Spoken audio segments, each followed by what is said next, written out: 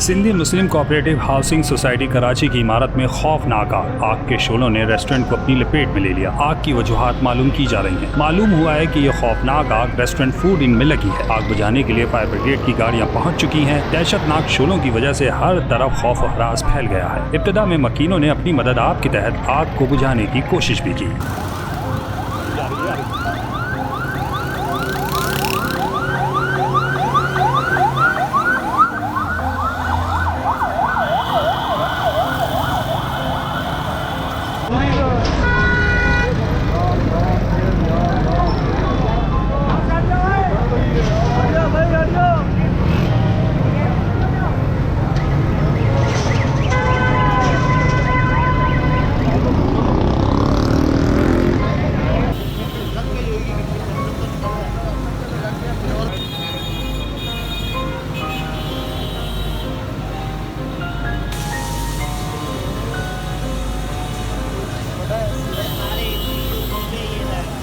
gas वाले शीशे हाँ